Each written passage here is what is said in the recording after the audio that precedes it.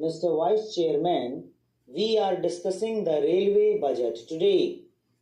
This railway budget will open a new chapter in the history of this house, a chapter which is of a very discouraging nature. The budget has been presented for the first time in this house by minority government. So, the people of the country do not find any improvement or any future with this budget because in every budget there is a political will behind the budget. But in this budget, we do not see any political will for the development of railways in the country. The Indian Railways are the biggest public enterprise in the country. It is the largest in Asia and the second largest in the whole world, managed by a single management. It plays a very vital role in the field of economic development of the country. Every sector of the society, be it rich or poor, every man or woman is affected by the performance of the railway department. Madam, this budget generally covers half of the economy of the country and affects the people in their multifarious problems. In this budget, the railway minister claims that he has given relief to the weaker sections, which is not true. The exemption in the railway freight for the essential commodities is of peripheral nature. This kind of exemption is a poor consolation because these articles are already bearing fairly heavy freight charges. I had considered the railway minister to be a very dynamic person earlier. Now that impression has been taken away from my mind by his presenting this kind of a budget in this house. He has committed a great mistake by increasing the passenger fares and railway freight rates at a time when the rate of inflation is already high. The restricted increase is also bound to affect the weaker sections of society. Another glaring factor is increase in regional imbalances. For example, the southeastern region has been badly neglected in many respects so far as railway development is concerned. I do not want to encourage the feeling of regionalism, but in this budget, this matter is so glaring that I cannot ignore mentioning it on the floor of the House.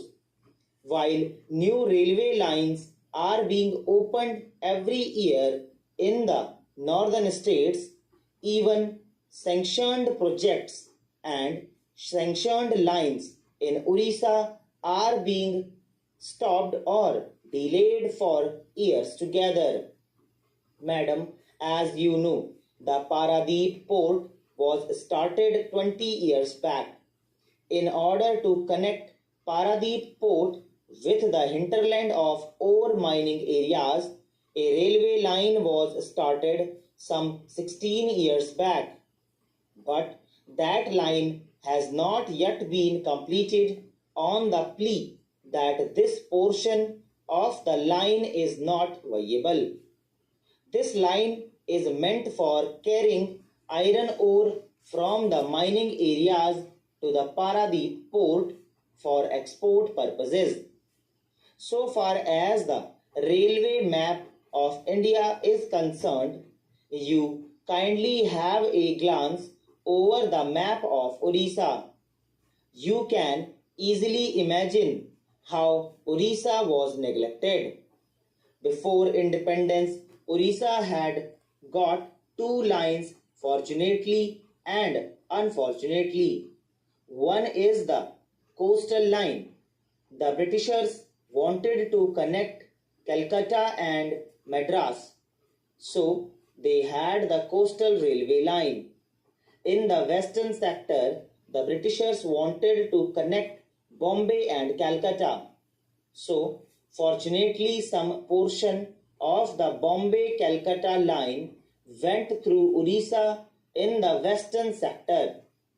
But apart from these two lines, nothing has been done. Madam, the Southeastern Railway headquarters is situated in Howrah. Howrah is a place which does not belong to the Southeastern Railway.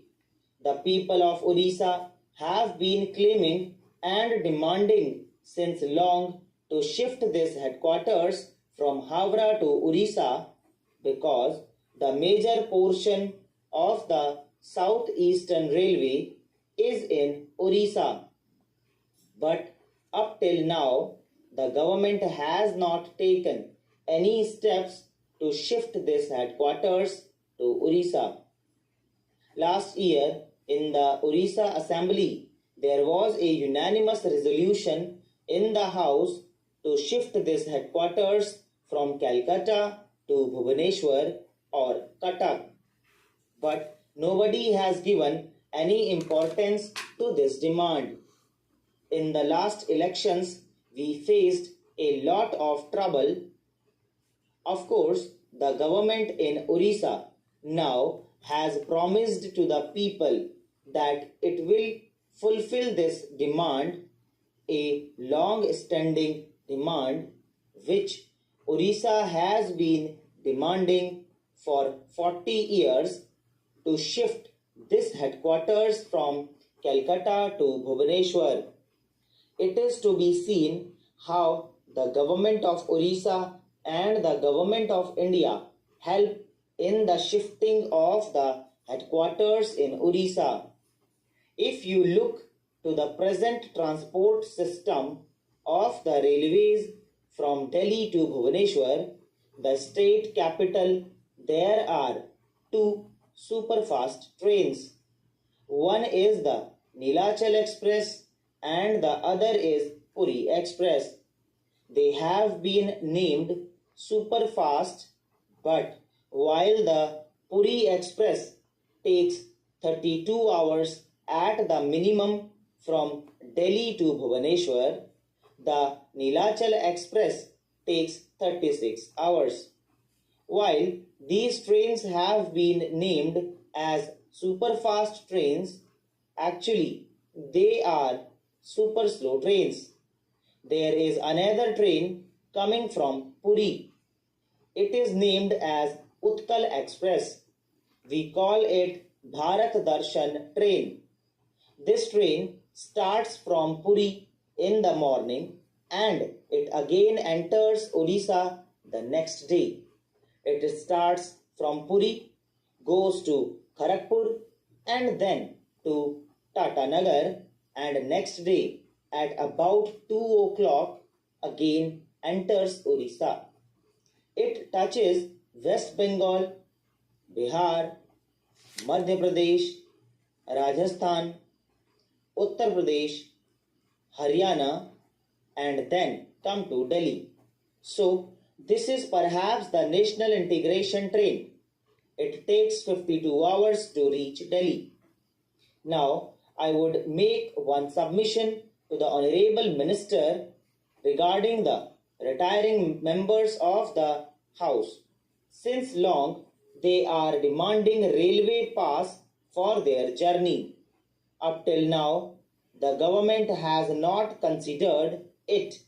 I would request the railway minister, if he considers this case, he will be remembered because it is their long-standing demand on behalf of the ex-MPs Association. So, I request him to consider this demand favorably and grant them railway passes like retired railway employees. दोस्तों, इसी के साथ आज की तीनों discussion